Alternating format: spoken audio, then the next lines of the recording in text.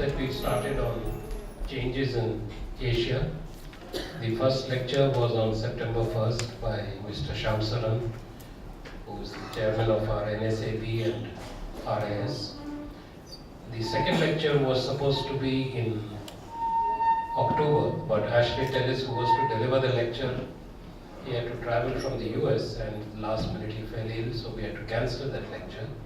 So effectively, this was supposed to be the third, but this effectively today's lecture is the second in the series.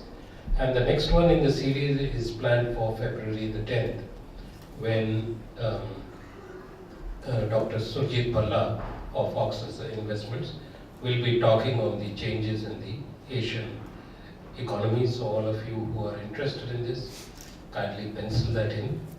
I would very briefly introduce Leena, who would then go on to introduce our speaker for the day, Dr. Rajendra Shende.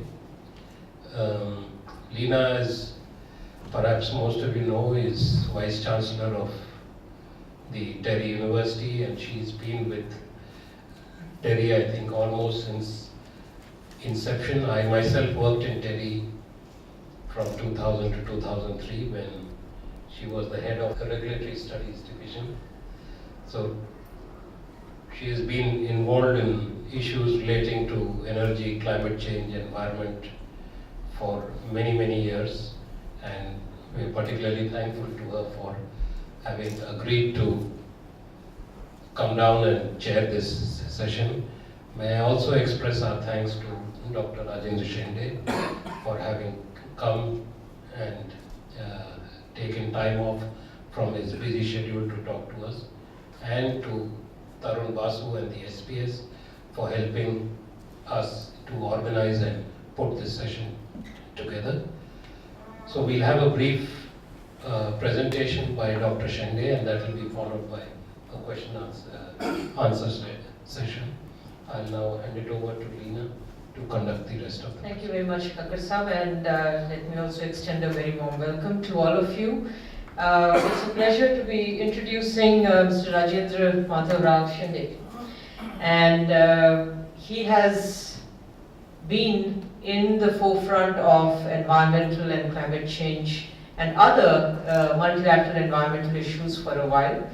An alumnus of IIT, he was also the former director of UNEP, the United Nations Environment Program, and basically also is currently the TERRE Policy Center, which is a not-for-profit organization.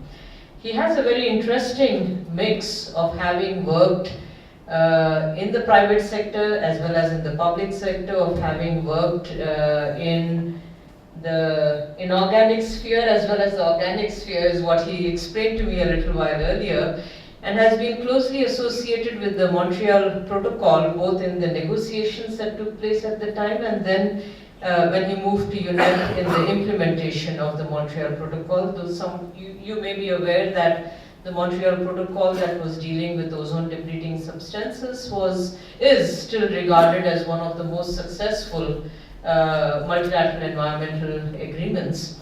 But today he will be talking to us about climate change. He's also had the opportunity to work on IPCC's special report on technology transfer, and was the coordinating lead author for their special report that spoke about safeguarding the ozone layer and the global climate system. So the links between the ozone layer and the global climate system are there and pretty strong as well.